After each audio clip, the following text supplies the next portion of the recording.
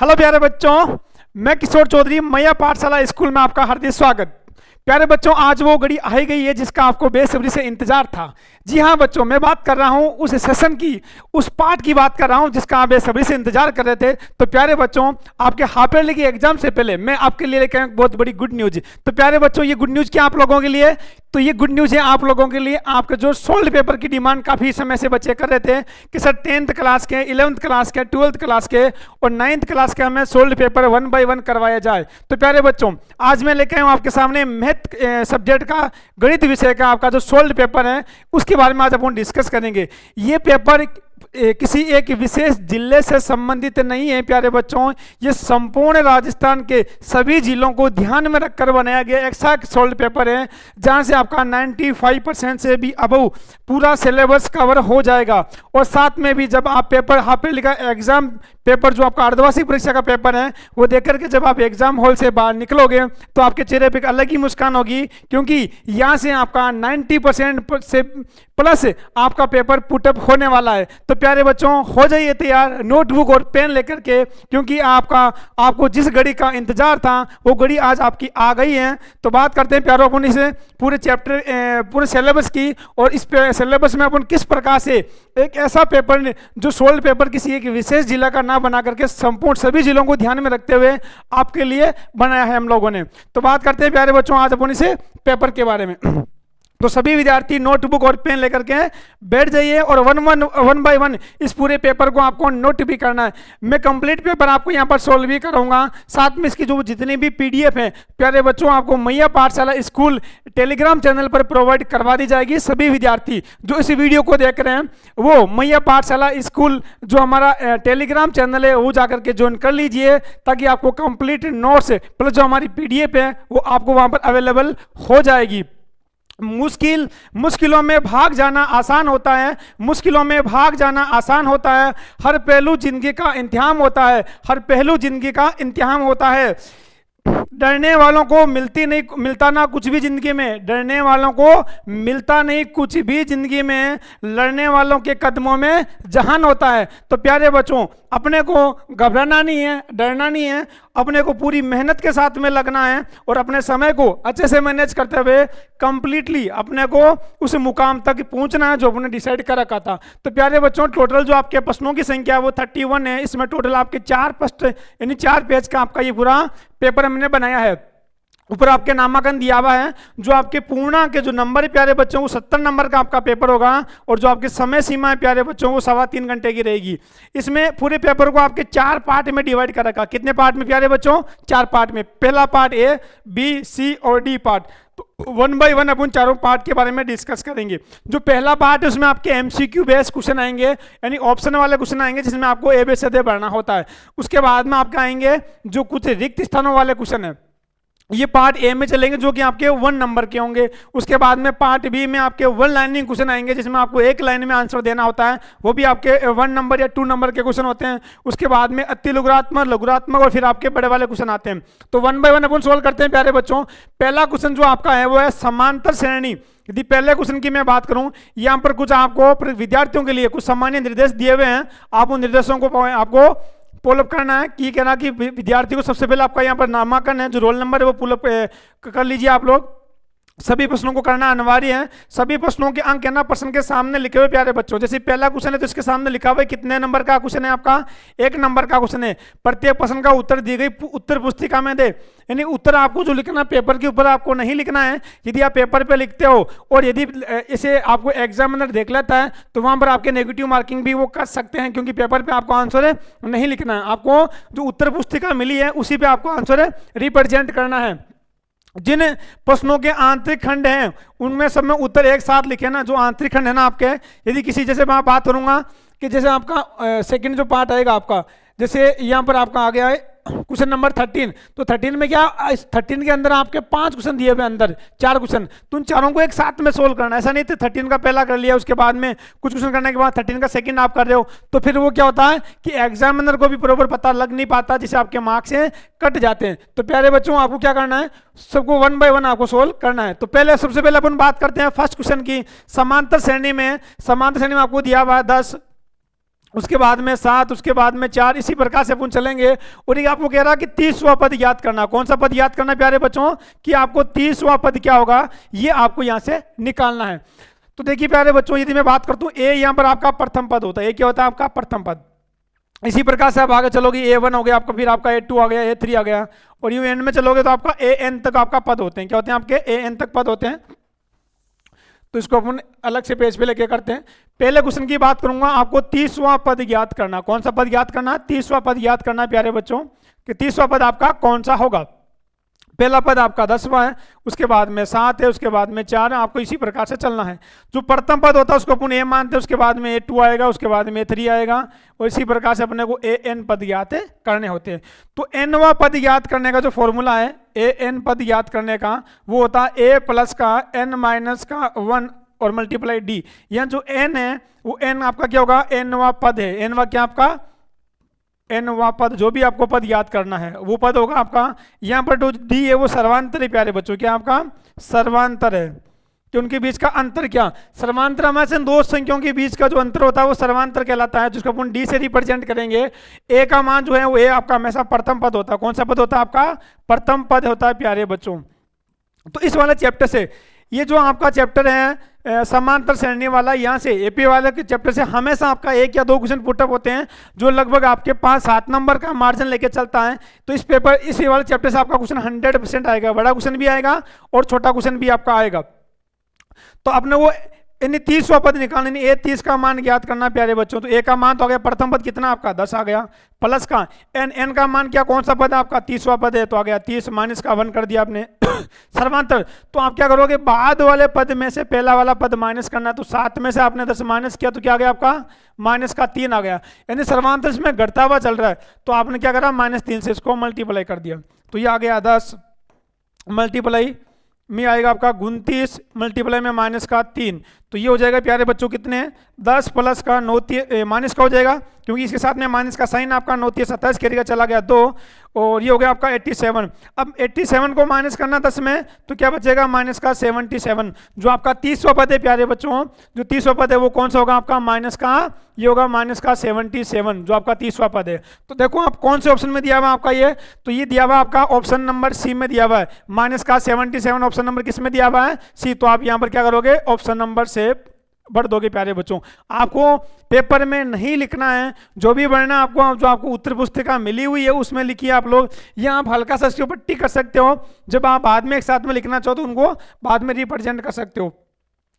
अब इसमें प्यारे बच्चों में यदि बात करूंगा, तो ये तो हो गया आपका n पदों का योग, n पद ज्ञात करना। आपको यहाँ n पदों का योग के लिए भी बोलते हैं, जिसको अपन SN बोलेंगे। तो ये होता है प्यारे बच्चों n/2 ब्रैकेट 2a प्लस का n माइनस का 1 और d। ये होता है सभी पदों का योग याद करने का फॉर्मूला होता है प्यारे बच्चों। तो ये भी अपन आगे चल के इसके बारे में पढ़ेंगे। अब बात करूंगा मैं सेकंड क्वेश्चन की।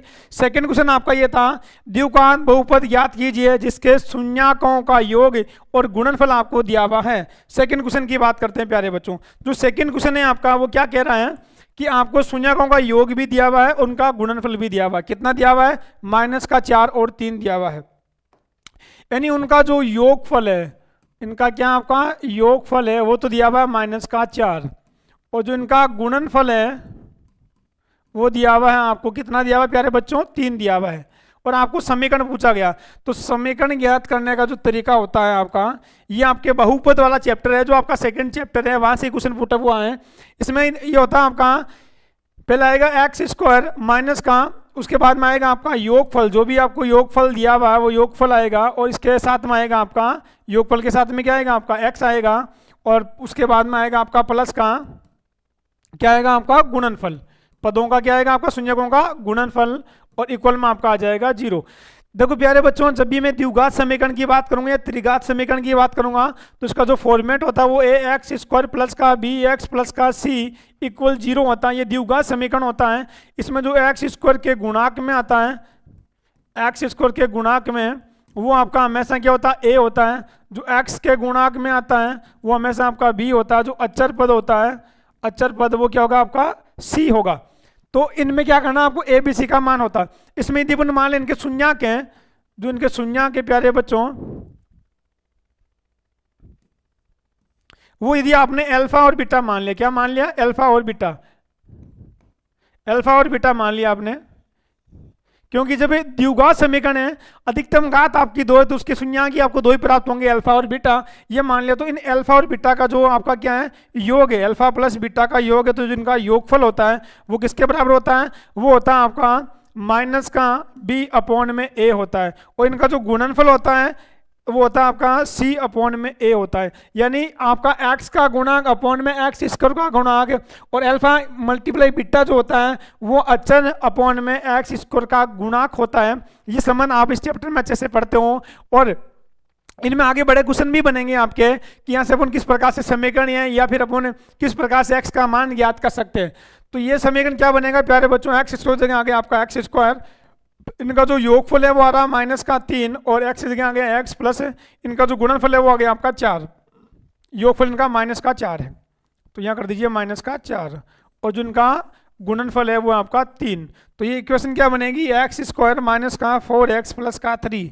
ये जिस ऑप्शन में दिया हुआ है वो वाला ऑप्शन आपका करेक्ट होगा। और ये कौन सा ऑप्शन में दिया हुआ है, ये दिया हुआ प्यारे बच्चों आपका ऑप्शन नंबर है एक्स स्क्वायर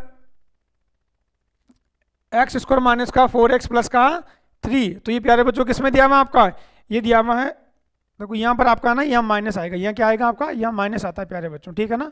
तो ये माइनस माइनस क्या हो जाएगा आपका, प्लस हो जाएगा, ठीक है ना। तो ये किस में आ रहा है आपका, ये ऑप्शन नंबर आ रहा है आपका दे में, किस में आ रहा है आपका दे में, तो इसका दे ऑप्शन करेक्ट हो जाएगा।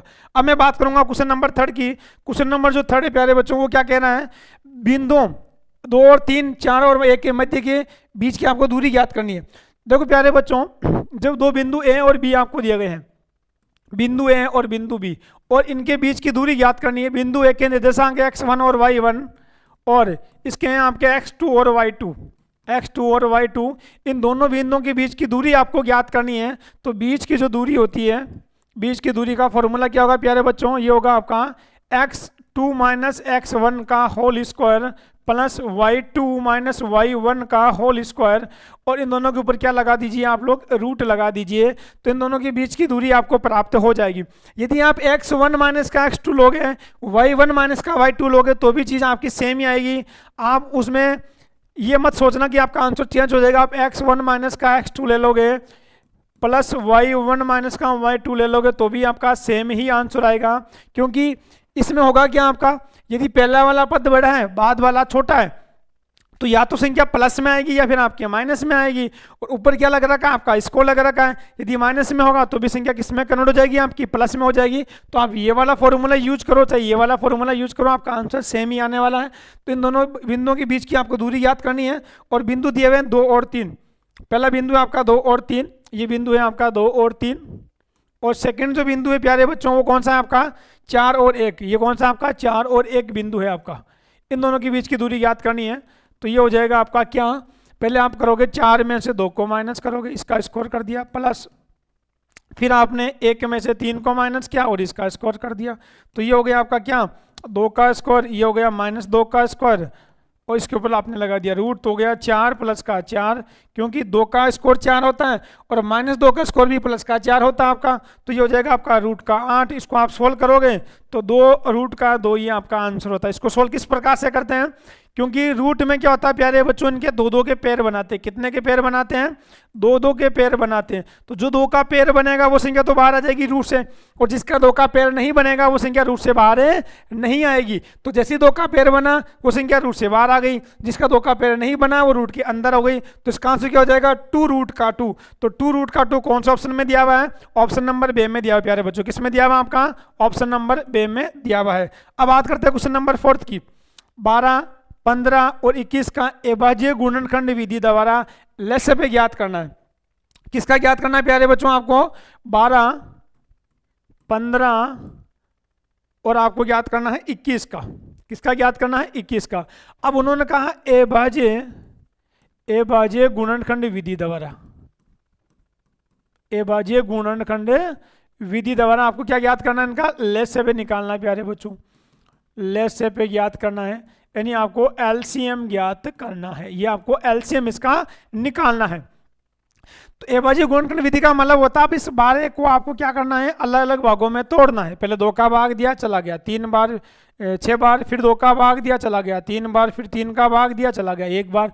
तो आप 12 के बराबर लिखोगे। 2 कितनी बार आ रहा है, 2 बार, तो 2 की घात हो गया 2 इंटू आ गया आपका 3। अब मैं लूंगा 15 को, तो 15 में पहले 2 का भाग जा नहीं रहा, आप 3 का भाग दोगे 5 बार चला गया आपका, फिर 5 का भाग 1 बार, तो 15 के एवजी गुणनखंड आ गए 3 इंटू 5 आ गए आपके। अब आपको निकालना है 21 के 21 के। 21 में पहले आपने किसका भाग दिया, 3 का, 7 के 21 7 बार चला गया, फिर आपका 7 का भाग 1 बार, तो 21 में आएगा 7 इंटू 3। ये हो गया इनके एवजी गुणनखंड। अब जब भी आप क्या करते हो, इनके लेसे निकालते हो, तो प्यारे बच्चों लेसे में क्या होता है, जो चीज़ कॉमन आ रही है वो तो आएगी आएगी, लेकिन कॉमन में भी आपको एक चीज़ का ध्यान रखना है कि कॉमन में जिसकी घात अधिकतम है प्यारे बच्चों, जिसकी घात क्या आपकी अधिकतम, उसको लेना है, और जो कॉमन नहीं आ रहा उसको भी आपको लेना है। तो एलसीएम कितना हो जाएगा, 2 की घात 2, अधिकतम घात वाले आपको नंबर लेने हैं। जो कॉमन आ रहे हैं उसमें भी अधिकतम घात लेनी है आपको, और जो कॉमन नहीं आ रहे उसको भी आपको लेना है। तीनों में कॉमन आ रहा तो आपका आ गया 3, और इसमें आपका 5 भी आ रहा है, इसमें आपका 7 भी आ रहा है। इन सभी को आप मल्टीप्लाई करोगे, 4 × 12 12 5 60, तो हो गए 420। तो इनका एलसीएम कितना आ जाएगा प्यारे बच्चों, 420 आ जाएगा।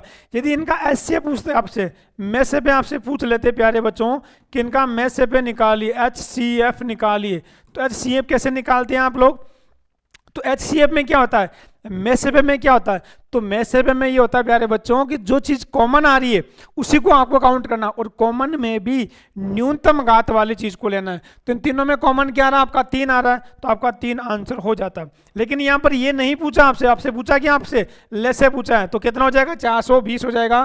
तो 420 किस में दिया हुआ आपका, ऑप्शन नंबर बी में दिया हुआ है, तो ऑप्शन नंबर बी आपका करेक्ट हो गया। अब बात करते हैं प्यारे बच्चों अगले क्वेश्चन की। क्वेश्चन नंबर आपका रहा 5th। 2 समरूप त्रिभुजों की भुजाओं का अनुपात है 4:9 के अनुपात में है, तो इन त्रिभुजों का क्षेत्रफल का अनुपात क्या होगा। ये सारे क्वेश्चन आपके एमसीक्यू वाले हैं, जो कि प्रत्येक क्वेश्चन आपका 1 नंबर का है।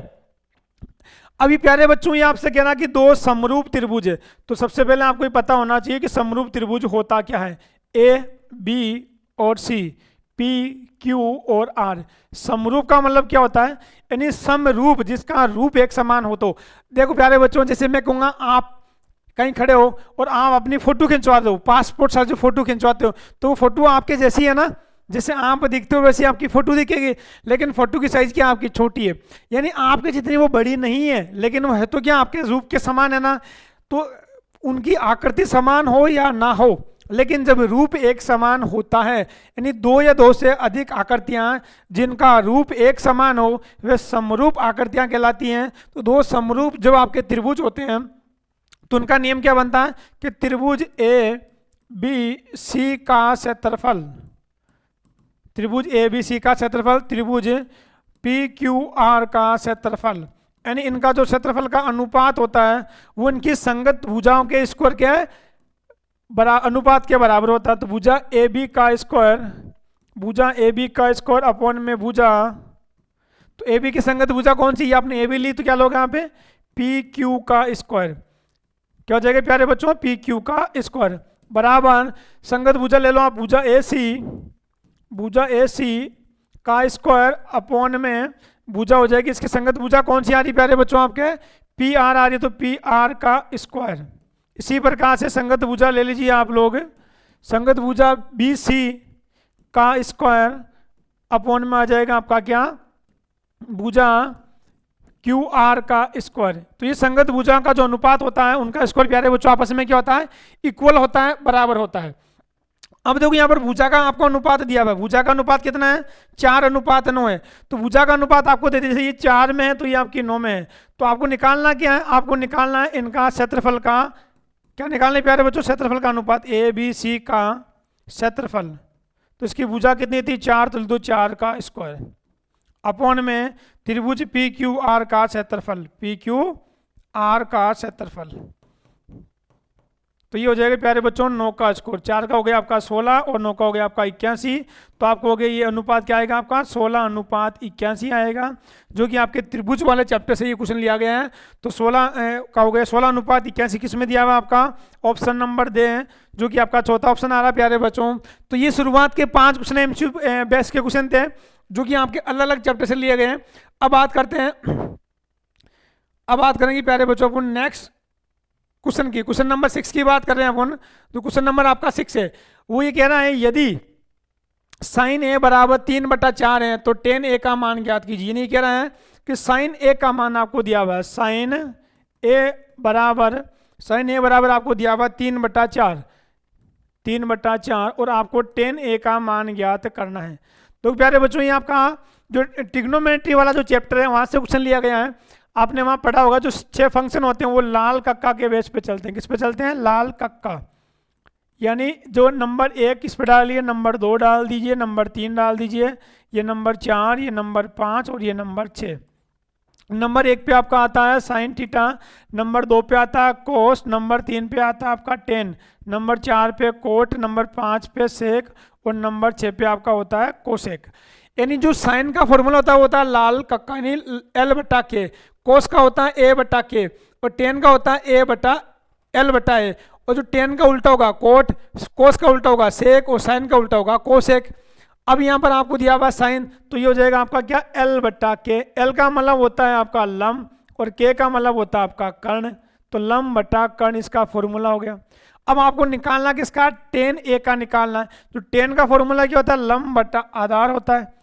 लंब बटा क्या होता है प्यारे बच्चों? आधार। अब देखो लंब तो आपके पास में है क्योंकि उस पर दिया हुआ है आपका, लेकिन आधार आपके पास में नहीं है।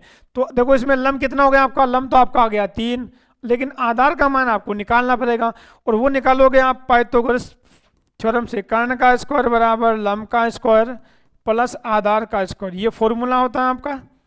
अब यहाँ पर निकालना क्या आपको? आधार का मान निकालना है। कर्ण का मान आपको दिया हुआ कितना?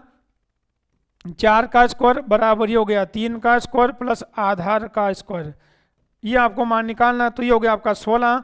मैं इसको इधर लेके आऊँगा तो हो जाएगा आपका 3 का स्क्वायर 9 बराबर में आ गया आपका आधार का मान निकालना है। तो इधर क्या लग जाएगा आपका? रूट लग जाएगा। तो आधार का मान कितना आ गया प्यारे बच्चों? ये आ गया आपका रूट का 7। कितना आ गया आपका? रूट का 7। तो यहाँ रूट का 7 आप लोग पुटअप कर दीजिए। तो ये किसका मान निकल गया आपका? टेन का निकल गया।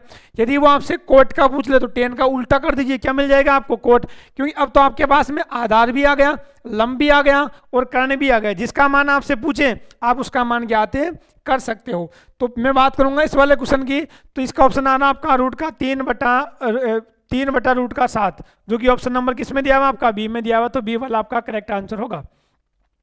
अब बात करते हैं प्यारे बच्चों नेक्स्ट क्वेश्चन की। क्वेश्चन नंबर जो 7 है आपका, वो क्या कह रहा है? एक बिंदु Q से एक वृत्त पर स्पर्शरेखा खींची गई जिसकी लंबाई 24 सेंटीमीटर है।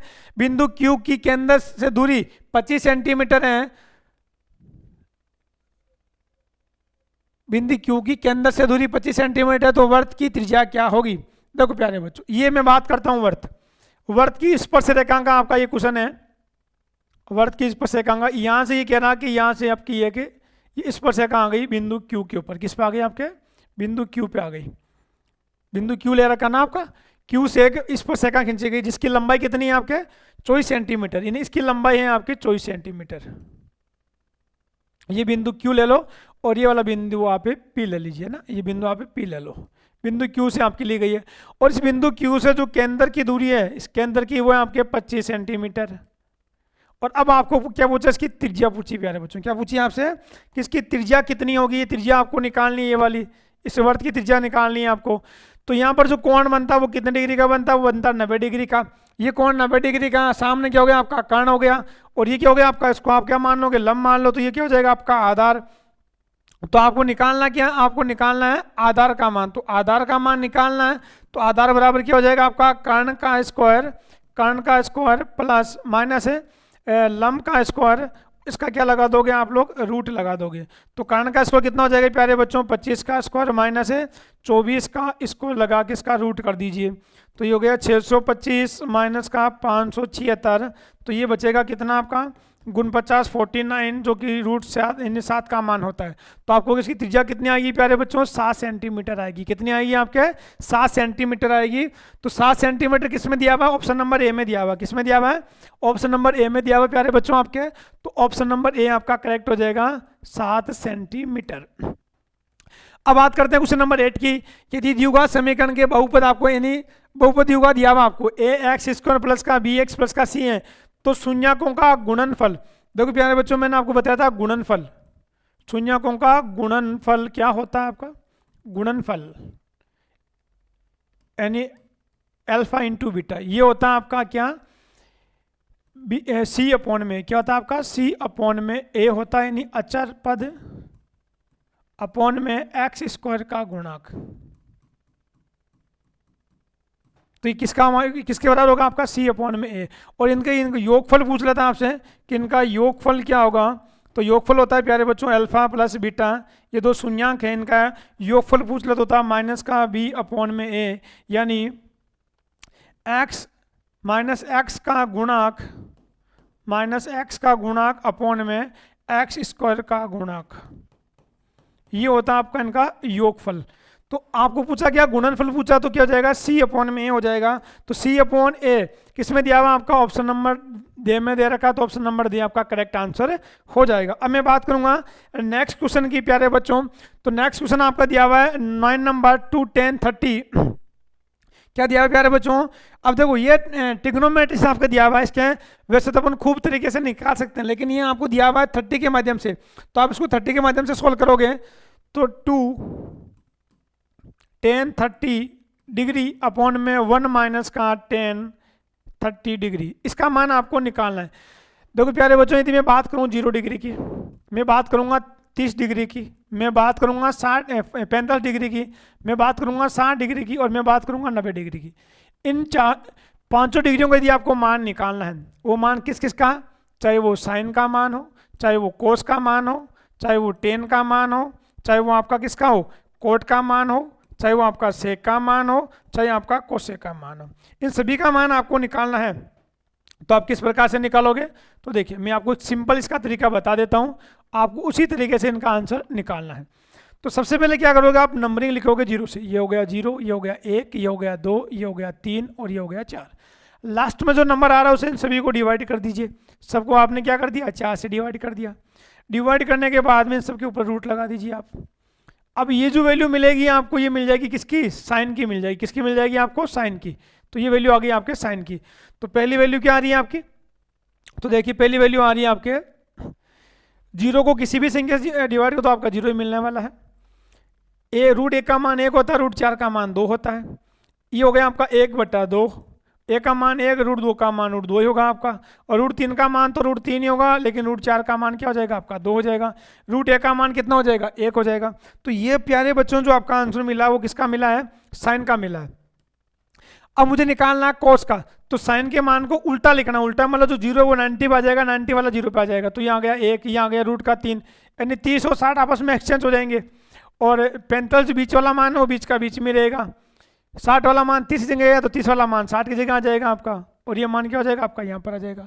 10 की बात करूँ तो 10 जो होता है वो होता है साइन बटा कोस। क्या होता है प्यारे बच्चों? साइन बटा कोस, यानी साइन वाले मान को कोस से डिवाइड कर दो। तो 0 को 1 से डिवाइड किया तो आपका 0 आएगा। इनसे डिवाइड करोगे तो क्या हो जाएगा प्यारे बच्चों? आपका ये हो जाएगा 1/√3 हो जाएगा। ये कितना हो जाएगा? 1 हो जाएगा। ये हो जाएगा √3, और 0 से किसी भी संख्या को डिवाइड करते हो तो वो आएगा आपका इन्फिनिटी। इसको वापस उल्टा कर दीजिए तो कोट आ जाएगा आपका। ये हो गया 0, ये आ गया √3, बीच वाला मान बीच में रहेगा, 30 वाला मान 60 पे जाएगा, 0 वाला मान 90 पे जाएगा आपका। जो सेक होता है ना वो कोस का उल्टा होता है, तो 1 का उल्टा 1, बाकी मान को भी उल्टा कर दो, 2/√3 √2, ये आ गया 2, और 0 का उल्टा होगा तो आपका इन्फिनिटी। कोसेक जो होता है वो साइन का उल्टा होता है, तो ये साइन का उल्टा कर दीजिए आप लोग। उल्टा करने पर ये वाली वैल्यू आपको मिल जाएगी, 1 का उल्टा 1। अब देखो प्यारे बच्चों, यहाँ आपको 10 की वैल्यू दे रखी है, तो 10 की वैल्यू पुटअप कर दीजिए। 10 30 का मान कितना होता है? 10 30 का मान होता है 1/√3। क्या होता है प्यारे बच्चों? 10 30 का मान अपने को दिया हुआ तो होता है 1/√3 अपॉन में 1 माइनस 10 30 का मान दिया हुआ लेकिन उसका स्क्वायर भी है, यहाँ पर क्या उसका स्क्वायर है, तो आप इसका स्क्वायर कर दीजिए। तो ये हो जाएगा 2/√3 अपॉन में 1 की जगह 1, 1 का स्क्वायर 1 होता है, √3 का स्क्वायर कितना हो जाएगा? 3। अब 3 को 1 से गुणा किया हो गया 3, 3 में से कितना बच गया आपका? 2। तो 2/√3 अपॉन में आ रहा है आपका 2/3। अब जब भिन्न के नीचे भिन्न आती है तो आप नीचे वाली भिन्न को उल्टा करके मल्टीप्लाई में लिख दीजिए आप लोग। तो आपने इसको क्या करा, उल्टा करके मल्टीप्लाई में लिख दिया। 2 से 2 क्या हो गया आपका, कैंसिल हो गया। तो आपका बच्चा क्या है, ऊपर तो बच गया आपका 3 और नीचे बच गया रूट का 3। तो इसकी वैल्यू क्या होती है प्यारे बच्चों, इसकी वैल्यू होती है, क्योंकि आप ऊपर नीचे रूट से 3 से मल्टीप्लाई कर दो, ऊपर नीचे किससे मल्टीप्लाई कर दोगे, रूट 3 से। इसको बोलते हैं परिमेयकरण करना। तो ये तो क्या हो जाएगा आपका, ये हो जाएगा 3 रूट का 3 बटा में आ गया 3, 3 से 3 कैंसिल हो जाएगा। तो क्या बचेगा आपका, रूट का 3 बचेगा, जो कि आपका आंसर होगा। तो रूट का 3 किस में दिया हुआ है, तो रूट का 3 दिया हुआ है प्यारे बच्चों, किस में दिया हुआ है आपका, रूट का 3 दिया हुआ है आपका। अब रूट का 3 वैल्यू यहाँ पर आपको मिली है रूट का 3, लेकिन इस फॉर्मेट में नहीं दिया हुआ आपको। तो कह रहा रूट 3 है जो किसकी वैल्यू होती है, तो रूट जो 3 है प्यारे बच्चों वो किसकी है, 10 में तो होती है आपके 60 की और कोट में होती है आपके 30 की। तो क्या 10 में दी हुई है, कोट में दी हुई है, सभी 10 में दी हुई है। तो 10 60 की वैल्यू होगी। ऑप्शन नंबर क्या आ गया आपका, ऑप्शन नंबर सी आ गया प्यारे बच्चों। क्या आ गया आपका, ऑप्शन नंबर सी। यह दिया हुआ त्रिज्या खंड के चाप की लंबाई ज्ञात करना है, जिसका कोण क्या दिया हुआ है, थीटा दिया हुआ है। तो उसका मान क्या होगा, ये आपसे पूछा गया। यानी जब भी आप किसी दो त्रिज्याओं के बीच का जो भाग होता है नहीं होता प्यारे बच्चों, वो आपका त्रिज्या खंड कहलाता है। क्या कहलाता है, त्रिज्या खंड कहलाएगा। ये आपका त्रिज्या खंड है। अब यहाँ थीटा का मान, यहाँ कोण का मान दिया हुआ आपको थीटा। अब प्यारे बच्चों में यदि पूरे की मैं बात करूँ, सबसे पहले क्षेत्रफल की, तो क्षेत्रफल कैसे निकालोगे, तो क्षेत्रफल का फॉर्मूला होता है पूरे वर्त का क्षेत्रफल, ये होता है आपका पाई आर स्क्वायर। और वर्त की परिधि की बात करूंगा मैं, तो इसका फॉर्मूला क्या होता है प्यारे बच्चों, ये होता है आपका 2 पाई आर। क्या होता है आपका, 2 पाई आर। अब इन्होंने यदि त्रिज्या खंड की इस वाले बाकी इस खंड की पूछ ली, जो कि थीटा कोण लेके है आपका। यदि पूरा वो जो कोण होता ना, ये पूरा कोण वो तो होता है आपका 360 डिग्री का होता है। यदि थीटा का मान निकालना है तो वो कहलाएगा आपका वर्त खंड। ये क्या कहलाएगा आपका, ये अब कहलाएगा त्रिज्या खंड। तो मैं त्रिज्या खंड का आपको निकाल लूँ क्या, क्षेत्रफल, त्रिज्या खंड का क्षेत्रफल। तो ये हो जाएगा प्यारे बच्चों थीटा बटा 360। क्यों, क्योंकि 360 में से थीटा का मान ही निकालना है आपको, पूरे का मान ही निकालना है। और साथ में आ जाएगा क्षेत्रफल है, तो क्या आ जाएगा आपका पाई आर स्क्वायर आ जाएगा। और यदि आपको त्रिज्या खंड का क्या निकालना है, आपको त्रिज्या खंड, इसमें आपसे पूछा गया त्रिज्या खंड की लंबाई पूछे ना, चाप की लंबाई, एंड इस वाले भाग की आपको लंबाई। पूरा जो भाग होता है वो क्या कहलाती है, आपकी परिधि कहलाती है। उसको इतने से भाग के लिए आपको निकालना है, तो क्या कहलाएगी, त्रिज्या खंड की लंबाई निकालनी है आपको। तो लंबाई का फॉर्मूला क्या हो जाएगा प्यारे बच्चों, ये हो जाएगा थीटा बटा 360 और मल्टीप्लाई में आ जाएगा आपका क्या, 2 पाई आर। क्या आ जाएगा आपका 2 पाई आर। तो त्रिज्या खंड का लंबाई तो हो गई है, त्रिज्या खंड का क्षेत्रफल का फॉर्मूला हो गया आपका ये। इन्होंने आपसे पूछा क्या, त्रिज्या खंड की लंबाई, तो क्या हो जाएगा, त्रिज्या 2 पाई आर 360 इंटू थीटा, किस में दिया हुआ आपका, ऑप्शन नंबर ए में दिया हुआ प्यारे बच्चों। किस में दिया हुआ, ऑप्शन नंबर ए आपका करेक्ट आंसर होगा। किसी बाह्य बिंदु से किसी वर्त पर, मैं नेक्स्ट क्वेश्चन की बात कर रहा हूं। अगला जो क्वेश्चन है आपका 11वां नंबर, वो कह रहा किसी बाह्य बिंदु से किसी वर्त पर अधिकतम कितनी स्पर्श रेखा खींची जा सकती है। देखो प्यारे बच्चों, ये आपका वर्त है, यहां से आपने एक बिंदु लिया, इस बिंदु को आपने क्यू मान लिया। स्पर्श रेखा का मतलब होता है कि किसी वर्त के किसी एक बिंदु से स्पर्श करके गुजरने वाली जो रेखा होती है वो आपकी स्पर्श रेखा कहलाती है। क्या कहलाती है प्यारे बच्चों, स्पर्श रेखा कहलाती है। तो स्पर्श रेखा यदि मैं बात करूं कि किसी वर्त पर एक बिंदु से सिर्फ और सिर्फ आप एक ही स्पर्श रेखा खींच सकते हो। लेकिन मैं बात करूं किसी बाह्य बिंदु से, तो बाह्य बिंदु से आप किसी वर्त पर अधिकतम कितनी स्पर्श रेखा खींच सकते हो, आप लोग 2 खींच सकते हो। तो क्या हो जाएगा इसका आंसर प्यारे बच्चों, 2 हो जाएगा आपका। कितना हो जाएगा, 2। तो ऑप्शन नंबर सी में आपका दिया हुआ है, तो ऑप्शन नंबर सी आपका आंसर हो जाएगा बस। क्वेश्चन नंबर 12वां, 2 वर्तों की त्रिज्या क्रम से 19 सेंटीमीटर और 9 सेंटीमीटर है, तो इन दोनों वर्तों की परिधियों का योग क्या होगा। दोनों वर्तों की परिधियों का, इनका देखो आपका, इनका जो त्रिज्या दी हुई है, एक ही थे 19 सेंटीमीटर और एक ही है आपकी 9 सेंटीमीटर। तो पहले वाले की परिधि क्या हो जाएगी, पहले वाले की परिधि, तो परिधि का फॉर्मूला क्या होता है प्यारे बच्चों, ये होता है 2 पाई आर। इसकी R1 ले ली मैंने त्रिज्या, इसकी मैंने ले ली R2, दोनों को जोड़ना है, तो दूसरे वाला की भी क्या हो जाएगा 2 पाई R2 कर दूंगा मैं। दोनों में 2 पाई कॉमन आ रहा, तो आपने 2 पाई बार कॉमन ले लिया, तो हो जाएगा R1 प्लस का R2 हो जाएगा आपका। तो दोनों की परिधियों का क्या हो जाएगा आपका योग हो जाएगा, और आपको योग ही निकालना है, योग ही आपसे पूछा गया है। तो पाई का मान होता है 22/7। अब आपने क्या करा, इन दोनों को जोड़ दिया, तो ये हो गया आपका 19 प्लस का 9, तो कितना हो जाएगा प्यारे बच्चों, ये हो जाएगा आपका कितना 28 हो जाएगा। 19 में आपने 9 को जोड़ा, कितना हो गया आपका 28, और 28 का भाग 2 को 7 में, तो कितनी बार जाएगा 7 चौक 28, ये हो गया 44 × 4, तो 4 चौक 16 यानी 176 सेंटीमीटर। दोनों की परिधियों का क्या जाएगा प्यारे बच्चों, योग आ जाएगा। तो 176 किस में दिया हुआ आपका, ऑप्शन नंबर बी में दिया हुआ। किस में दिया हुआ आपका, ऑप्शन नंबर बी में दिया हुआ है, तो 176 आपका करेक्ट आंसर होगा। तो प्यारे बच्चों ये आपके थे टोटल 12 क्वेश्चन जो कि आपके एमसीक्यू बेस पे थे। किस पे थे आपके, एमसीक्यू बेस के क्वेश्चन थे। अब मैं बात करूंगा 1 बाय 1 जो आपके ऑर्डर क्वेश्चन है। अब उन ऑर्डर क्वेश्चनों में सबसे पहले अपन लेते हैं 13वां क्वेश्चन, जो कि आपका है कि रिक्त स्थानों की पूर्ति कीजिए। यानी एक एक नंबर के सारे क्वेश्चन है आपके, और रिक्त स्थानों की पूर्ति वाले 4 क्वेश्चन है प्यारे बच्चों। कितने हैं आपके सामने, 4 क्वेश्चन है। तो ये कह रहा कि सभी त्रिभुज समरूप होते हैं। समरूप का मतलब मैंने अभी आपको बताया था, जिनका रूप एक समान हो, आकृति समान होगी तो भी चलेगी, नहीं भी होगी तो भी चलेगी, लेकिन उनका रूप क्या होना चाहिए, एक समान होना चाहिए। और रूप एक समान कब होता है, जब उनकी संगत भुजों का अनुपात एक समान हो, संगत कोणों का अनुपात एक समान हो, तो 2 त्रिभुज या 2 आपकी ऐसी आकृतियां वो आपस में क्या होगी, समरूप होगी। तो ये कह रहे हैं कि कौन कौन से 2 त्रिभुज समरूप होंगे।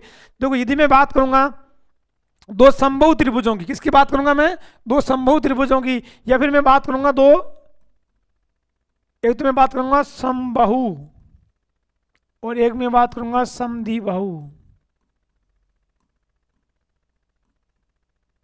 ये 2 त्रिभुज जो है ना, ये हमेशा आपस में क्या होंगे, एक दूसरे के समरूप होंगे।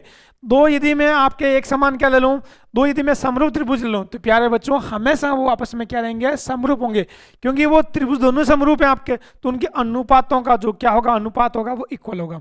और 2 समद्विबाहु त्रिभुज होते हैं, उनके अनुपातों का योग क्या होता है आपका, इक्वल होता है। तो इसका पहले का आंसर हो जाएगा समरूप और समद्विबाहु। 2 बिंदुओं को मिलाने वाली रेखाखंड का मध्य बिंदु के निर्देशांक ज्ञात कीजिए। तो मैं इनको अलग से पेज पे ले रहा हूं प्यारे बच्चों। जो 13वां का पहला क्वेश्चन था आपका, उसका आंसर होगा समबाहु और समद्विबाहु। ये 2 त्रिभुज होते हैं वो हमेशा एक दूसरे के समरूप होते हैं। अब ये कहना कि 2 बिंदु है, और इनके बीच का यदि बिंदु आपको निकालना, ये बिंदु P है, ये Q है, और बीच का बिंदु O है। ये X1 है और ये Y1 है आपका, ये X2 है और ये Y2 है। तो इस मध्य बिंदु, ये मध्य बिंदु की बात कर रहा है, तो मध्य बिंदु के निर्देशांक क्या होंगे प्यारे बच्चों, इन दोनों को X1 प्लस का X2 को ऐड करके 2 कर दीजिए, Y1 प्लस का Y2 करके 2 से विभाजित कर दीजिए। तो ये किसके निकल जाएंगे, मध्य बिंदु के निर्देशांक निकल जाएंगे। तो पहला क्वेश्चन हो गया आपका। दूसरा हो गया, ये कह रहा है बटन 3 5 7 4 2 1 4 3 4 का मध्य का आपको निकालना है। क्या निकालना है प्यारे बच्चों, मध्य का मान आपको निकालना है। तो मैं बात कर रहा हूं क्वेश्चन नंबर 3 की। अब देखो इसमें बटन में जो मान दिया हुआ वो क्या दिया हुआ, 3 5 7 4 है ना, 3 7 5 4 2 1 4 3 2 1 4 3 और 4, तो कुल आपके दिया हुआ 3 3 6 और 3 9 मान दिया हुआ है। आपको निकालना कि इनका मध्य का मान निकालना। क्या निकालना है प्यारे बच्चों, मध्य या मध्य का, एक ही बात है ना। इसमें आपको क्या निकालना है, यह आपको निकालना है मध्यक, ठीक है ना। तो आपको मध्य का मान निकालना है। मध्य का कुछ भी पूछ लो, दोनों एक ही चीज होती है आपके प्यारे बच्चों। अब यह मध्यक निकाल दो, सबसे पहले अपन क्या करेंगे, इनको आरोही क्रम में लिखेंगे। आरोही का मतलब समझ गए ना, एक होता है आपका अवरोही क्रम। अवरोही में क्या होता है, देखो अव का मतलब होता है अवरोध। अवरोध कब आता है, जब आप उल्टी गिनती बोलते हो। जैसे मैं कहूँगा बोलो 100 99 98 97 95, तो आपको उल्टी गिनती बोलने में कहीं ना कहीं कठिनाई आएगी, तो वहाँ अवरोध होता है। तो जब बड़े से छोटे की ओर आओगे तो अवरोध होगा, उस समय उसको बोलते हैं अवरोही क्रम। वो सीधा चलते हैं तो आता आरोही क्रम है, नहीं आराम से आप लोग बोल सकते हो। तो इनको आरोही क्रम में लिखिए आप लोग। तो सबसे पहले आएगा 1, 1 के बाद में आएगा 2, 2 के बाद में आएगा 3, फिर आपका आएगा 3, फिर आएगा 4, फिर आएगा 4, फिर 4, फिर 5 और फिर 7। अब ये देखो कुल मान कितने, 1 2 3 4 5 6 7 8 और 9 मान है। तो ये होता है आपका n बट्टा 2, जब n का मान क्या हो, सम हो। और एक होता है n प्लस 1 बट्टा 2, जब n का मान क्या हो, विषम हो।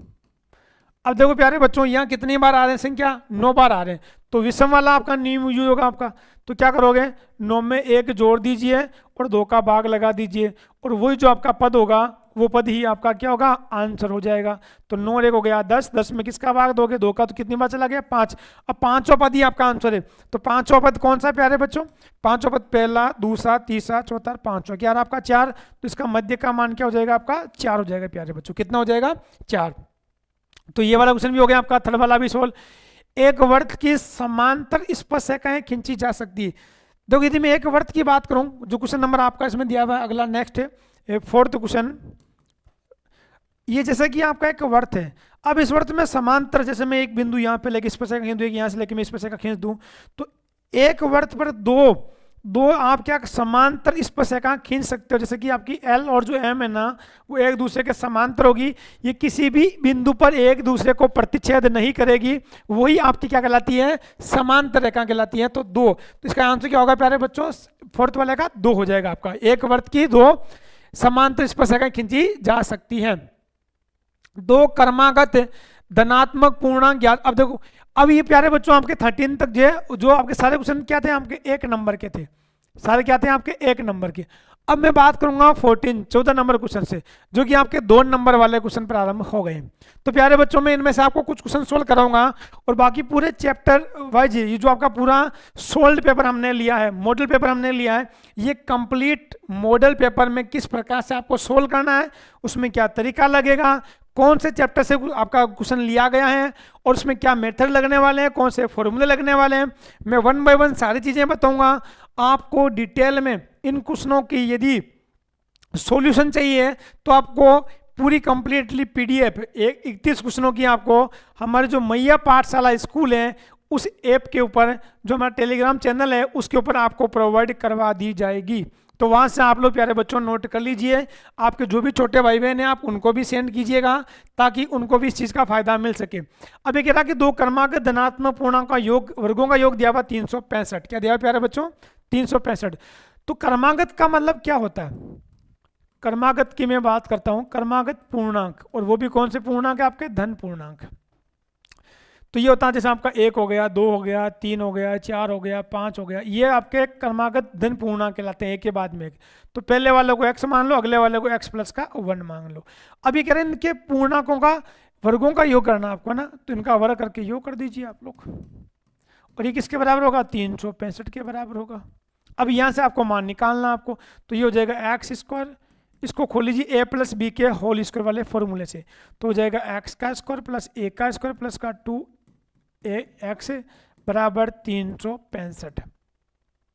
तो ये x और x हो गया आपका 2x स्क्वायर हो गया आपका, प्लस का आ गया 1, ये हो गया आपका प्लस का 2x बराबर में आ गया 365। 1 को उधर भेज दीजिए, तो ये हो जाएगा 2x स्क्वायर, या 365 को इधर लेके आ जाइए आप, 2x प्लस का 1 माइनस का 365 बराबर क्या बच गया आपका 0। तो ये आप 1 को पहले उधर भेज दीजिए आप, है ना, 1 को अपन क्या करते हैं उधर भेज देते हैं। तो 365 माइनस का 1, इनमें दोनों में 2 कॉमन आ रहा है, x स्क्वायर प्लस का x बराबर में 364। अब आप 2 को उधर भेजिएगा तो उसका 2 का क्या लग जाएगा, भाग लग जाएगा प्यारे बच्चों। तो 364 में किसका भाग दीजिए आप, 2 का, तो ये हो गया आपका कितना 182। अब 182 को इधर लेके आ जाए तो हो जाएगा माइनस का 182। ये बन गया आपका द्विघात समीकरण। और द्विघात समीकरणों को हल करने का सिंपल तरीका मैंने आपको बता रखा है, कैसे करोगे प्यारे बच्चों। इन दोनों में क्या करना है, बीच वाले पद को 2 भागों में डिवाइड करना है, और 82 के 2 गुणनखंड करने हैं आपको। पहले 2 का भाग दोगे कितनी बार जाएगा आपका, 2 का भाग इसमें चला गया 9 2 8 2 16, 9 2 18 91 बार, फिर आपने दिया 7 का भाग 13 7 91, फिर चला गया आपका 13 का भाग। अभी हो गया 7 2 14 एक संख्या, तो एक संख्या हो गई आपकी 13। 13 को 14 से गुणा करोगे तो 182 मिलेगा। और इन दोनों का जो अंतर है वो क्या आना चाहिए प्यारे बच्चों, आपका प्लस में x आना चाहिए। तो हो गया x स्क्वायर प्लस का 14x माइनस का 13x और माइनस का 182 बराबर 0। अब ये दो दो पद बन गए, तो पहले पद में आप x कॉमन ले लीजिए, तो आगे x प्लस का 14, इन दोनों में माइनस का 13 कॉमन आ रहा है, तो हो जाएगा x प्लस का 14 बराबर में आ गया 0, x प्लस का 14 दोनों में कॉमन आ रहा है, फिर हो जाएगा x माइनस का 13 बराबर 0। अब इन दोनों पदों को किसके बराबर लोगे, 0 के बराबर लोगे आप, तो x माइनस प्लस का 14 बराबर 0, तो यह x का मान क्या आएगा, माइनस का 14 आएगा, और एक है x माइनस का 13 बराबर 0, तो x का मान क्या आएगा, प्लस का 13 आएगा। तो प्यारे बच्चों इसका मान क्या हो जाएगा, x का मान आपने प्लस वाला ले लिया तो हो गया 13, और 13 में क्या कर दोगे, जोड़ दो, क्या जाएगा आपका 14, तो दो संख्या कौन सी होगी, 13 और 14, ये आपका आंसर हो जाएगा। ये क्वेश्चन प्यारे बच्चों कितने मार्क्स का था आपका, ये क्वेश्चन आपके 2 मार्क्स का था, कितने का था, 2 मार्क्स का।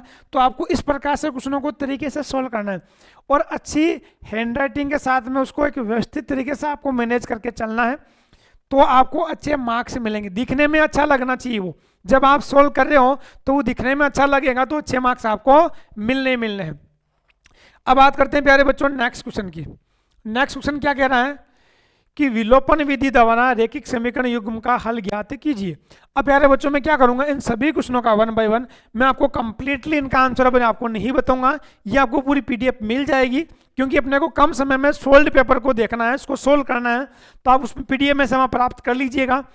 तो मैं आपको इसे बताऊंगा इसमें चीजें होती कैसी आपकी। तो क्वेश्चन नंबर जो 15 है विलोपन विधि के द्वारा ना।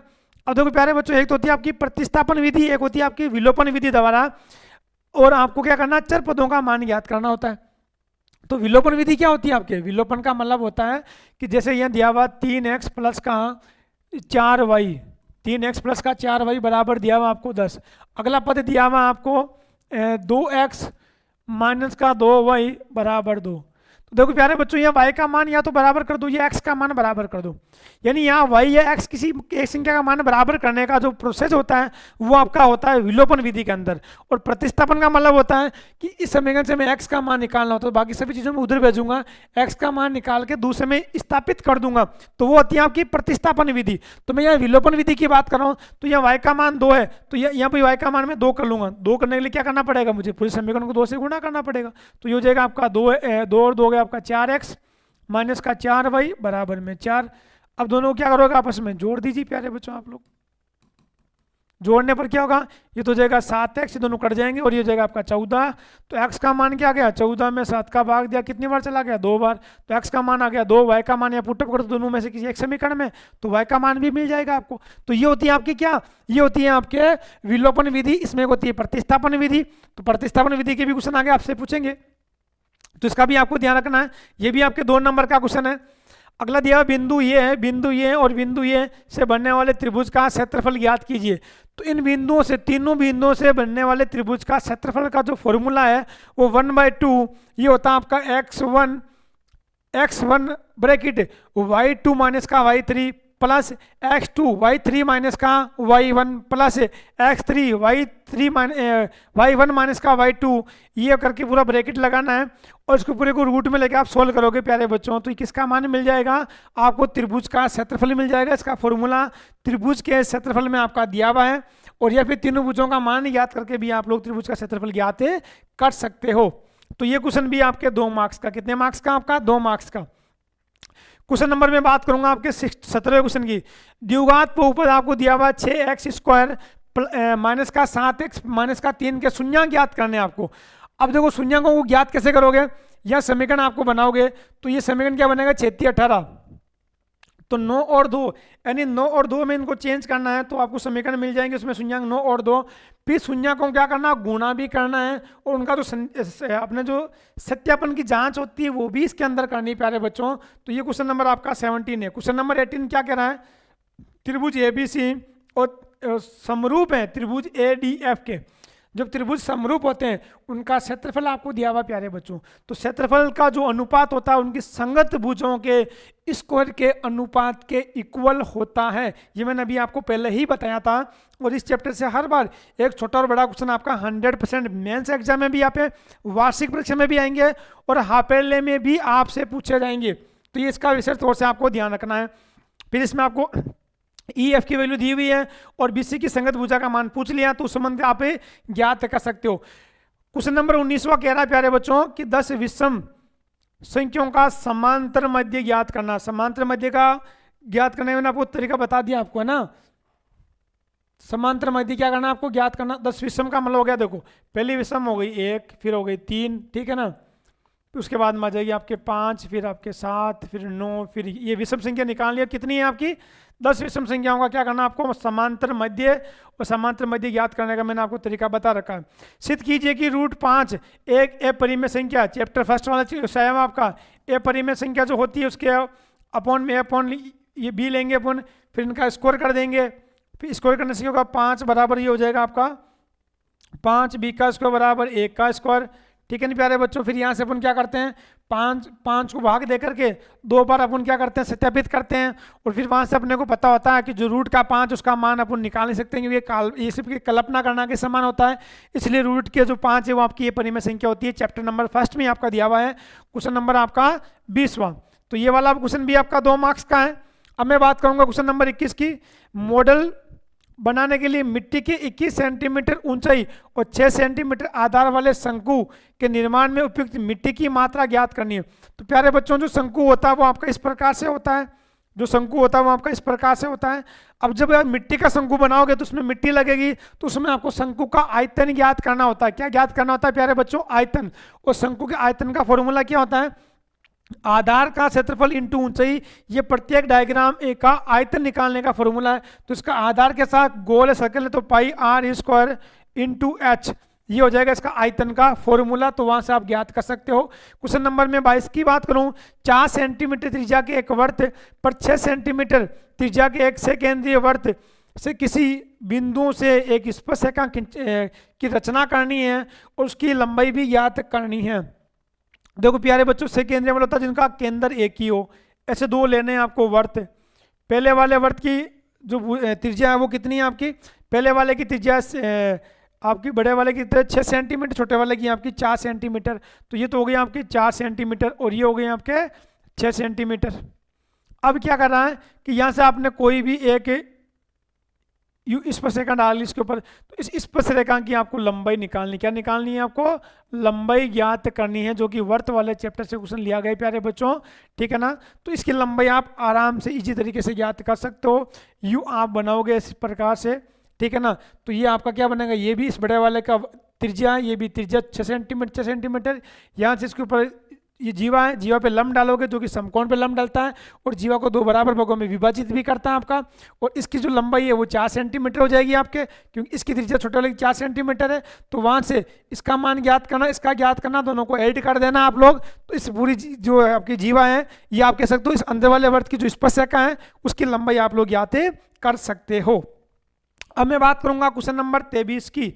त्रिज्या 4.2 सेंटीमीटर वाले धातु के गोले को पिघलाकर 6 सेंटीमीटर वाले एक बेलन का रूप डाला जाता तो बेलन की ऊंचाई ज्ञात करनी है। तो प्यारे बच्चों, जब एक वस्तु से आप दूसरी वस्तु का निर्माण करते हो या किसी बड़ी वस्तु को छोटी वस्तु में बदल देते हो या छोटी वस्तु को पिघलाकर बड़ी वस्तु का निर्माण किया जाता है तो हमेशा उनका आयतन बराबर होता है। तो आप यहाँ क्या करोगे कि 4.2 सेंटीमीटर धातु के गोला है, उस गोले का आयतन 4/3 πr³ होता है। वो आयतन किसके बराबर होगा, उस बेलन के आयतन के बराबर होगा। जहाँ बेलन की क्या दे रखी है आपको, त्रिज्या दे रखी है, ऊंचाई आप वहां से ज्ञात कर सकते हो। बड़ा सिंपल क्वेश्चन है आपका क्वेश्चन नंबर 23। अब मैं बात करूंगा क्वेश्चन नंबर 24 की। निम्नलिखित द्विघात समीकरणों के मूल की प्रकृति ज्ञात कीजिए। यदि मूलों का अस्तित्व है तो मूल ज्ञात करना। अब यहाँ से प्यारे बच्चों 2x² - 6x + 3 = 0 के दोनों मूल ज्ञात करने, अल्फा और बीटा का मान ज्ञात करना। बड़ा ही सिंपल क्वेश्चन है आपका ये। और अल्फा बीटा यानी आप उनके शून्यांक किस प्रकार से ज्ञात कर सकते हो, ग्राफिकल विधि द्वारा। और इसके अलावा मैंने आपको गुणनखंड विधि द्वारा, ठीक है ना प्यारे बच्चों, मैंने आपको बता रखा था कि इन विधियों के माध्यम से आप इनके मूल ज्ञात कर सकते हो। या फिर आपको मैंने कहा था x का जो मान निकालते हैं माइनस का b minus plus √b² - 4ac upon में 2a, यहाँ से आपको प्लस और माइनस का साइन यूज करते हुए आपको x के 2 मान प्राप्त होते हैं और मूल का अस्तित्व निकालना है। तो मैंने यहाँ पर आपको बताया था कि ये -b² - 4ac = d होता है। इसका मान क्या आता है ये आपको देखना है। ये मान से ही आपको यहाँ पर 3 संबंध स्थापित होते हैं, जो तीनों संबंधों के बारे में मैंने आपको डिटेल्स में बता रखा है, और आपको इसकी अच्छे से PDF पे सॉल्यूशन के साथ में मिल जाएगी प्यारे बच्चों।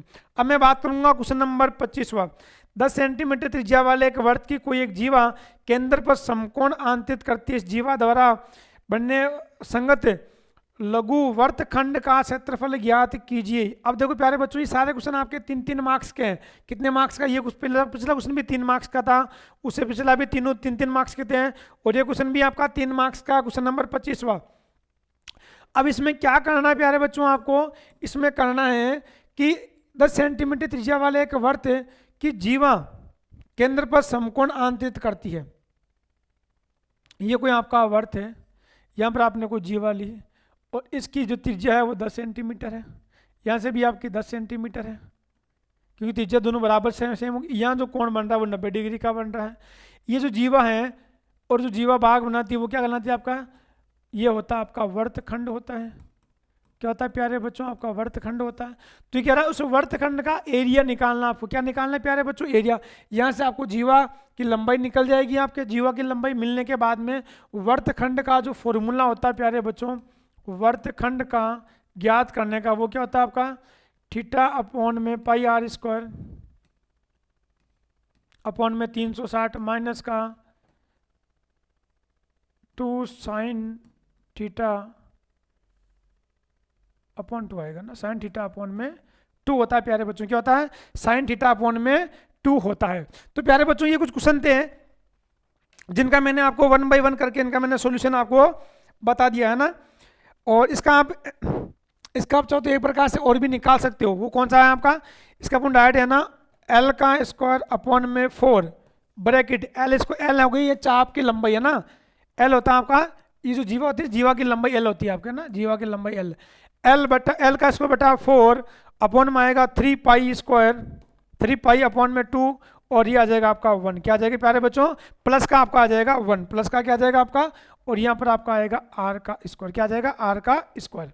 तो प्यारे बच्चों ये आपका फॉर्मूला था कि आप वर्तखंड का किस प्रकार से एरिया निकाल सकते हैं ना। वर्तखंड का क्षेत्रफल का फॉर्मूला आपका किसका है?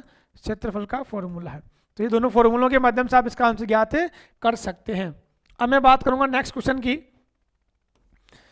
26वां। एपी के माध्यम से प्रथम 51 पदों का योग ज्ञात कीजिए, जिसके दूसरे तथा तीसरे पद का मान दिया हुआ है 14 और 18। दूसरे और तीसरे पद का मान दिया हुआ है ना। दूसरा जो पद है आपका, दूसरा पद और तीसरा पद है, ये दिया हुआ है 14 और 18। तो देखो प्रथम पद कितना, इनके बीच का अंतर आ गया आपका 4, तो प्रथम पद कितने का आ जाएगा आपका? 10 का आ जाएगा। तो प्रथम पद हो गया आपका 10। सर्वांतर डी का मान क्या हो गया प्यारे बच्चों? आपका 4 हो गया। ए का मान क्या हो गया आपका? 10 हो गया। अभी कौन से पद की बात कर रहा है? ये कह रहा है कि 51 पदों का योग ज्ञात करना। और योग ज्ञात करने का फॉर्मूला मैंने क्या बताया आपको? योग ज्ञात करने का फॉर्मूला मैंने अभी आपको बताया था, n/2, 2 है प्लस का n माइनस का 1 और d। ये होता है प्यारे बच्चों क्या? n का मान, पदों का योग ज्ञात करने का फॉर्मूला। क्या होता है आपका प्यारे बच्चों? पदों का योग ज्ञात करने का फॉर्मूला। अब मैं बात करूंगा नेक्स्ट क्वेश्चन की। तो प्यारे बच्चों अब आपके देखा जाए तो निम्नात्मक क्वेश्चन है, जो कि प्रत्येक क्वेश्चन आपके 4-4 नंबर के। ये क्वेश्चन भी पहला वाला 4 नंबर का, फिर आपका आएगा 4 नंबर का, उसके बाद फिर 4 का, फिर आखिर के 2 क्वेश्चन है प्यारे बच्चों वो 5-5 नंबर के हैं। इनमें आपको ऑप्शन भी मिलेगा 5-5 वालों के अंदर। सिद्ध कीजिए, कह रहा है कि a प्लस का 27 जो क्वेश्चन कह रहा है a प्लस का साइन a अपॉन में a माइनस का साइन a, रूट के ऊपर है, इनको दोनों किस में चेंज करना है? सेक प्लस का टेन। ये ट्रिग्नोमेट्री वाला है। और आप इनमें संबंधों में, जैसे ये मैंने आपको बता रखा प्यारे बच्चों, जो साइन थीटा होता है, साइन थीटा, और फिर आपका होता है कोस थीटा, फिर आपका होता है टेन थीटा, यानी साइन, कोस, टेन, कोट, सेक, कोसेक। अब आप साइन तो साइन में है, कोस कोस में, टेन को लिखोगे साइन बटा कोस, कोट इसका उल्टा हो जाएगा कोस बटा साइन। ये हो जाएगा 1 अपॉन में कोस थीटा, और ये हो जाएगा 1 अपॉन में साइन थीटा। ये होता है प्यारे बच्चों इनके आपस में संबंध। या आप इनको इस प्रकार से भी संबंध चेंज कर सकते हो कि साइन का square plus cos square is equal to 1 होता है, यानी पहले का स्क्वायर प्लस दूसरे का स्क्वायर। यहाँ से आगे और भी संबंध आप इनमें बना सकते हो, साइन को उधर भेज दो, कोस को उधर भेज दो। अगला होता है विषम संख्या साथ में लेनी सम संख्या। सम संख्या होगी 6 का स्क्वायर माइनस 4 का स्क्वायर बराबर 1 होता है। 6 पे आपका आता है कोसेक स्क्वायर थीटा, 4 पे आपका आता है क्या प्यारे बच्चों, cot square theta is equal to क्या होता है आपका 1। एक फॉर्मूला आपका ये हो गया। फिर आपका विषम संख्या 5 का स्क्वायर माइनस 3 का स्क्वायर इज इक्वल टू भी 1 होता है आपका। 5 पे आता है आपका सेक स्क्वायर थीटा माइनस का 10 square theta is equal to 1 होता है।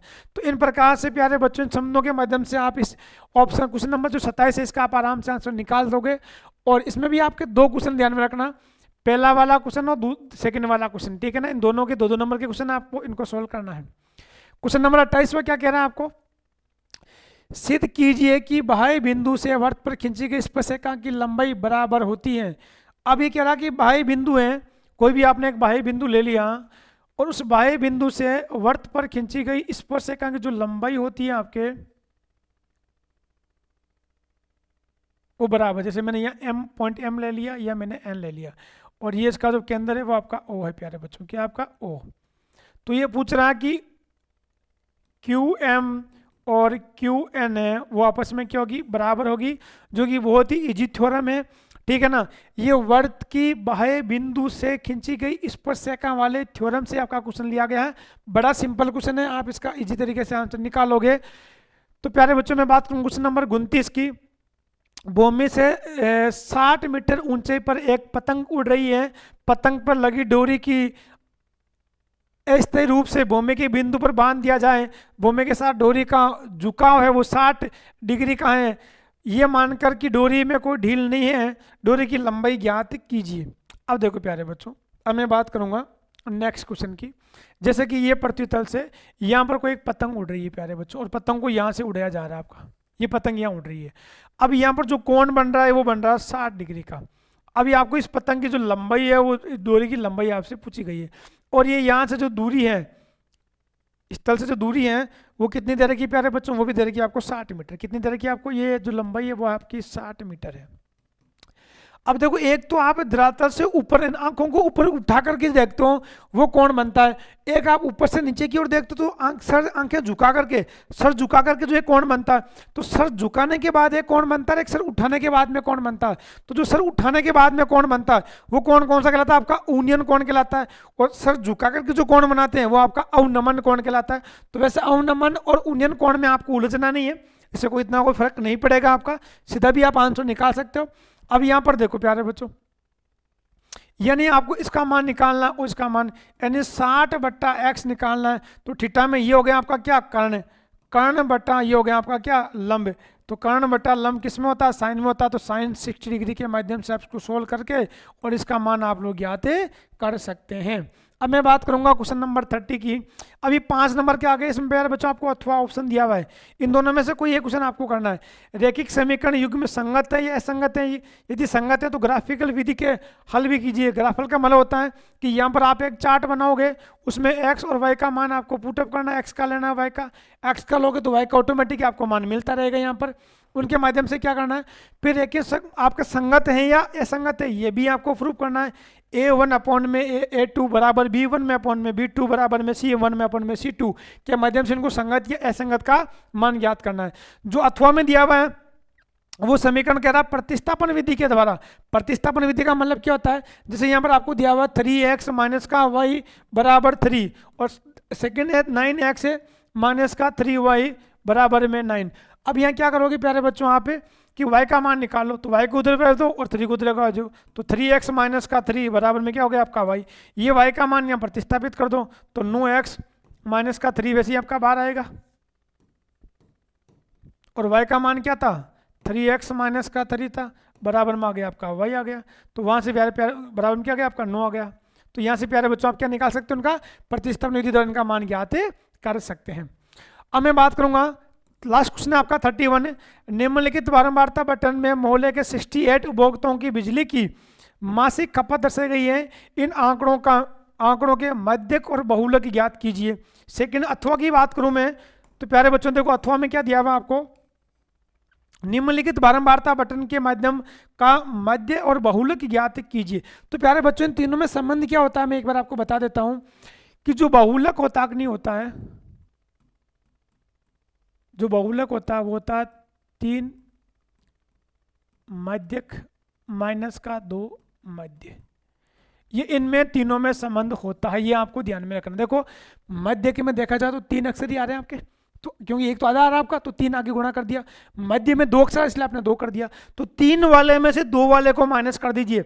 3 वाले अक्षर का जो अक्षर है ना, क्योंकि एक तो आधा अक्षर उसको काउंट नहीं करेंगे अपन, तो 3 अक्षर तो 3 से गुणा कर दिया, इसमें 2 अक्षर तो 2 से गुणा कर दिया। इन दोनों का जो अंतर होगा वो बहुलक के बराबर होगा प्यारे बच्चों। किसके बराबर होगा? आपका बहुलक के बराबर होगा।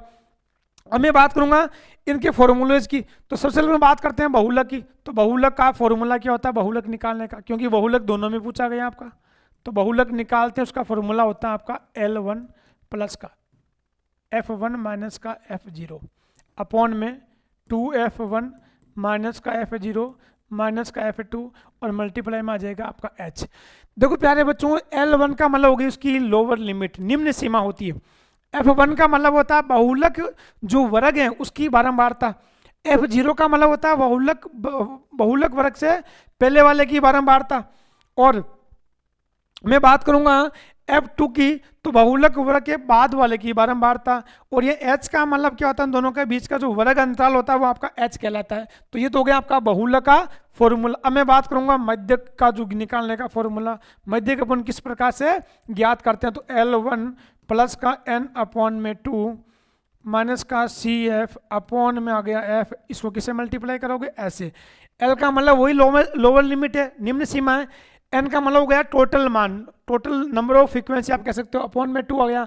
और CF का मतलब होता है कि जो मध्यक वर्ग है उसके पहले वाले तक की संचय बारंबारता। F का मतलब हो गया जो आपका मध्यक वर्ग है उसकी बारंबारता। और H का मतलब होता है वर्ग अंतराल। उसके बाद मैं बात करूंगा मध्य की। तो मध्य किस प्रकार से ज्ञात करते हैं? तो ये होता है सिग्मा एफ एक्स अपॉन में सिग्मा एफ, यानी मध्य मान को ये एक्स मान दिया हुआ है या वर्ग अंतराल है तो उसका मध्य मान ज्ञात कर लीजिए एक्स को उसकी बारंबारता से गुणा करोगे, जो मान मिलेगा उसको पूरे को जोड़ना, वो कहलाता है सिग्मा एफ एक्स। और सभी बारंबारता को जोड़ करके सिग्मा जो एफ होता है उसका भाग लगा दीजिए, वो आपको क्या मिल जाएगा? मध्य मिल जाएगा। तो प्यारे बच्चों मध्य कैसे निकालते हैं, बहुलक कैसे निकालते हैं और मध्य कैसे निकालते हैं, तीनों का फॉर्मूला, तीनों में क्या संबंध होता है, ये मैंने आपको बता दिया। तो ये पूरा कंप्लीट आपका पूरा मॉडल पेपर था आपका, जिसमें लगभग 31 क्वेश्चन हमने आपको दिए हैं। और ये ऐसे क्वेश्चन है प्यारे बच्चों, यदि आप इनको अच्छे से एक बार सोल्व करके इनका पूरा कंप्लीट सॉल्यूशन आपको हमारा जो टेलीग्राम चैनल है मैया पाठशाला स्कूल, उस पर कंप्लीटली हमने अपलोड कर दिया, वहां से आप लोग प्राप्त कर सकते हो। और इस पूरे सोल्व पेपर को सोल्व करने के बाद में प्यारे बच्चों मुझे नहीं लगता है कि कोई सा भी आपका पॉइंट 10th क्लास वाला छूटा होगा। यदि आप इस सोल्व पेपर के बाद में अपने 9th का, फिर 11th का, फिर 12th का, और जैसे ही आपका हाफ ईयरली का एग्जाम हो जाएगा उसके बाद में अपने वार्षिक जो अपने वार्षिक एग्जाम है उनको टारगेट करते हुए चलेंगे प्यारे बच्चों। तो अभी से आप लोग मेहनत पे लग जाइए। और जहाँ पर भी आपको दिक्कत आ रही है, आपको लग रहा है कि कहीं ना कहीं अपने को दिक्कत आ रही है, तो वो मैं कमेंट के तौर पर जरूर बताइए। यदि कोई चीज़ समझ में नहीं आ रही हो आपके, या कोई डाउट है आपके मन में, या कोई ऐसा क्वेश्चन है जो आपके थोड़ा आपको परेशान कर रहा है, या ऐसा कोई चैप्टर या ऐसा कोई आपका बिंदु जो आपको लग रहा है कि आपको कम समझ में आ रहा है, तो हमें कमेंट करके जरूर बताइए प्यारे बच्चों, ताकि हम आपको उस पर एक अच्छे से वीडियो बना करके एक डिटेल में आपको हम समझा सकें, ताकि वो डाउट आपके एग्जाम तक आपके साथ में नहीं चलनी चाहिए, एग्जाम हॉल से पहले ही वो डाउट आपकी कंप्लीट हो जानी चाहिए मेरे प्यारे बच्चों। तभी अपने को क्या होगा? अच्छा रिजल्ट मिलेगा आपको प्यारे बच्चों। बेहतर से बेहतर की तलाश करो, बेहतर से बेहतर की तलाश करो, मिल जाए नदी तो समंदर की तलाश करो। बेहतर से बेहतर की तलाश करो, मिल जाए नदी तो समंदर की तलाश करो। टूट जाता है शीशा पत्थर की चोट से, टूट जाता है शीशा पत्थर की चोट से, टूट जाए पत्थर ऐसे शीशे की तलाश करो। तो प्यारे बच्चों हमेशा अपने कुछ अच्छा करते रहना है, प्रयत्नशील रहना है अपने को। और जहाँ पर भी आपको किसी भी चीज़ को लेकर के, चाहे वो बच्चा 10th क्लास का हो, चाहे बच्चा आपका 9th क्लास का हो, चाहे बच्चा 11th का हो या 12th का हो, किसी भी सब्जेक्ट को लेकर के कोई भी आपको दिक्कत आ रही है या कोई ऐसा लग रहा कि ये चीज़ हमें कम समझ में आ रही, तो वो कमेंट के तौर पे हमें ज़रूर बताना, ताकि आप लोगों के लिए हम एक अच्छे से उस पॉइंट को समझा करके वीडियो आप लोगों के लिए बना सकें, आपकी उस डाउट को हम लोग सोल्व कर सकें। तो प्यारे बच्चों, सभी अपनी पूरी मेहनत के साथ में लग जाइए अपना हाफ ईयरली के एग्जाम के अंदर। धन्यवाद प्यारे बच्चों, ऑल द बेस्ट।